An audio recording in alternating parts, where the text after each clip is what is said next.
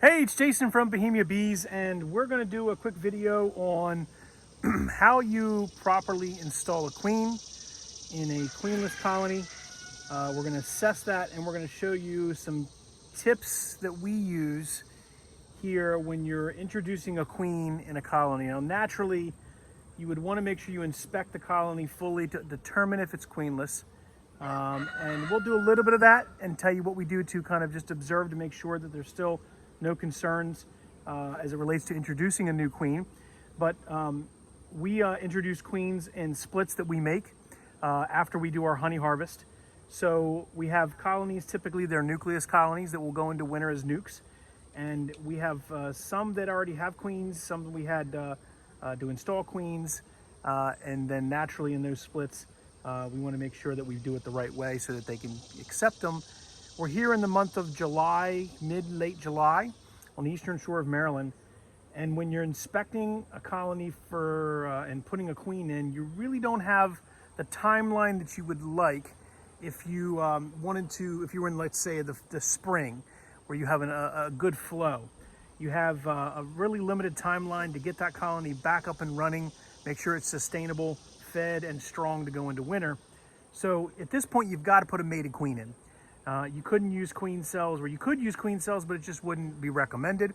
You can also do a walk-away split, and that's not recommended either at this point. It's a little too late. I use the rule of thumb of the summer solstice as my point in time when I only introduce new mated queens into queenless colonies. So if there's a problem with the current colony, it's declining, they lost their queen somehow, if there are queen cells existing before that time frame, I'll let those queen cells mature out, emerge and go get mated, and then check back. If they're a split that's made after the summer solstice and going into the month of July, typically after my harvest in July, the first week of July, then I'll make sure that I put a mated queen in there. It just speeds the process along. If you understand the timeline it takes for a bee to an egg to become a larva and a pupa and ultimately emerge out as a queen versus a worker bee and a drone bee, and just the overall timeline on the calendar where you're at, you would understand why mated queens at this point in time on the eastern shore of Maryland makes sense. So I've got some equipment here and I've got a colony that I know is queenless, but we'll glance at it just to make sure, show you the signs that we look at to determine if it is queenless. I'm not going to spot a queen, but I happen to accidentally see a queen. If a queen is in here, then naturally we've got to react differently. But my gut tells me that this is queenless. We've been in it, we've marked it, we know.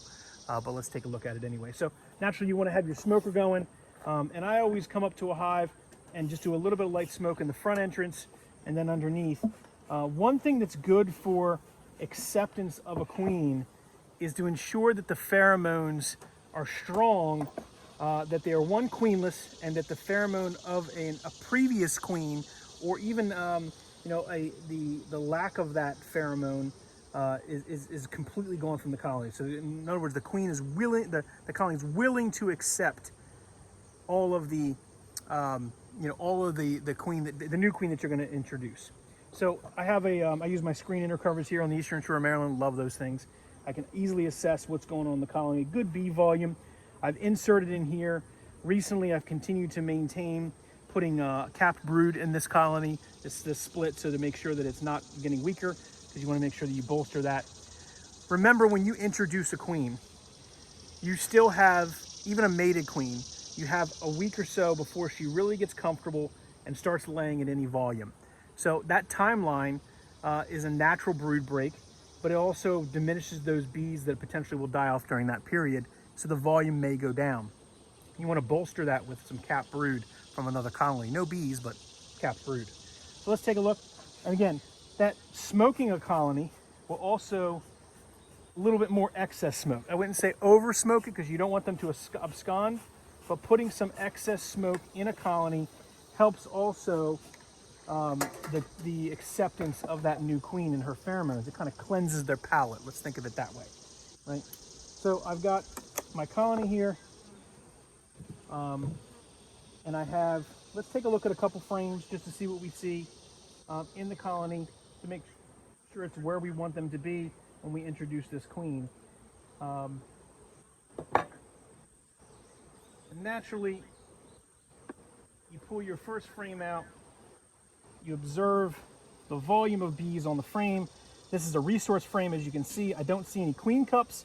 I don't see any indication of eggs or anything in this frame, which I shouldn't anyway.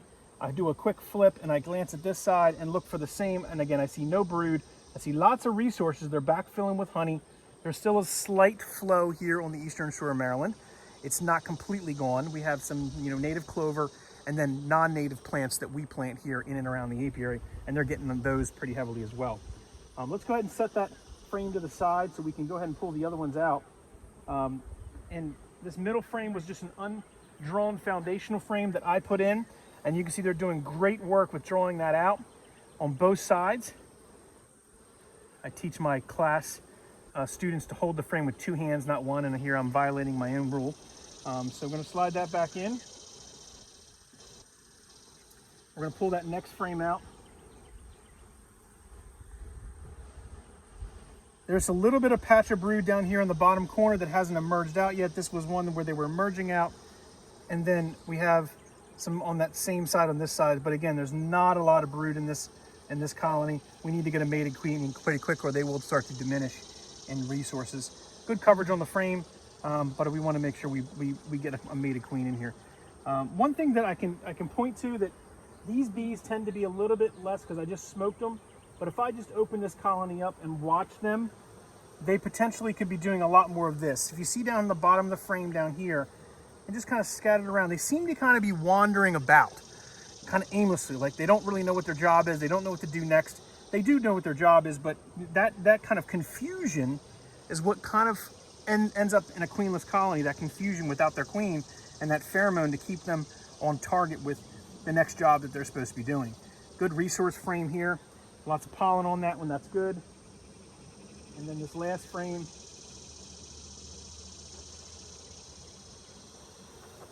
lots of resources on this frame. It's pretty heavy. Again, you need to make sure that you have a place for that queen to start to lay. So I did notice that in one of these frames, they had some open space for her to lay, but then that other frame that we had in the middle here that just had the foundation that was being drawn out, that's a great place for her to start to lay some eggs in there and get that new brood going. We're gonna go ahead and put this last frame back in. I did not notice any queen cups on the frame. That's a good sign. You wanna make sure that if you see queen cups or you see queen cells, you wanna make sure that you tear those out or move it to, depending on how long the queen cell is in there. If it's capped, you wanna get that into a new hive potentially. If you're going to introduce your queen in here, or leave it here and introduce a queen in another hive that's queenless. But the key to that is you don't want to have active replacement mentality within the colony. So we've seen if they have queen cups and they're looking to replace the current queen and she's still in there, or if there's a queen cell that's developed, they're already on a mindset of what they're doing. You want to make sure that this colony is completely queenless and they're willing to accept whatever queen you're willing to give them. It just has a better chance for acceptance and progress forward. So again, I'm going to pump a little more smoke in here. I know people will probably yell at me in the comments saying, oh, you're smoking them too much. I just feel when you've got a colony that's getting ready to accept, you want to get them ready to cleanse and such. It's just something. Then I also do 2 quick things. Here's my queen. She's a mated queen. I don't know if you can see inside this, there's a mated queen in there. And she's feeding on the fondant on the inside. She has 3 attendants. And the purpose of attendants are to take care of that queen for the period of time that she is acclimating to the hive and the hive is accepting her. You want to be very cautious to watch those attendants over the next few days. There's a position in which we're going to place this between the frames for a reason, but those attendants need to be essentially at her beck and call for the next 2 to 3 days. A lot of times they get released in a short period of time, but I want to ensure that this queen is accepted. And usually you need anywhere from 24, or a minimum of 24, but 2 days to 5 days for a colony to accept a queen. A nuke like this can happen faster. There's a lot less bees, a lot closer quarters. She'll accept it a little bit more. But let's do our part and slow that process down just to give her a little bit of an edge in case they're really hungry and they want to tear through this little bit of fondant in the front of these cells. I'm going to take a piece of tape and I'm going to cover the top of that. You can use wax, but they'll dig through the wax. Usually the tape that you put on here is enough of a resistance to help allow the bees inside to still eat the fondant, but the bees on the outside to not dig at that fondant until you're ready for them. I only leave the tape on for 24 hours. I come back tomorrow morning and I'll tear the tape off. That 24 hours is critical because that's the first point in time when there's no way they can release her, but she is acclimating and her pheromones are being spread through the colony via the cage on the side and talking to them. So that brings up another point. When you place your queen in the cage, I like to take a little bit of wax, okay, and put it on the flat side of the cage. And you'll see why that's important now. Not in the grooves, not to where it's going to block them to get to her, but what it'll do is when I separate my frames here, okay, and I'm going to put her in the middle, and I'm going to set her in here, I can press it against the actual frame to hold it there. But if you notice, I'm placing this in the hive is almost with the top tube up. Why is that? Because if these workers do die, I don't want them to die and block the exit, and the other workers can't work on eating that fondant and to release the queen. I want the workers to fall to the bottom and just be out of the way for them doing that. So you always take these style cages, these are the JZ style cages, not the Texas style cages, and you put them with the tube up and the bottom part down. And I put a little wax on that so I can take it, stick it to the side of that frame and press it against that frame. This way, if I remove my hand away, right, after I've pressed it into the frame, it's going to stick for a second until I can grab the other frame over here and push it closed. If I didn't put that little ball of wax, then I've got to make sure that I hold it while I'm pushing the two together, and then I drop my queen's cage down in the bottom of the box, and then I got to go fish for it. So I always do that just as a precautionary measure. And then once I do that, I come here and I start to center my frames. This is what I do every single time I close a box up. It's always center and tighten. My students will say, what's the last thing that Mr. Crook always tells us?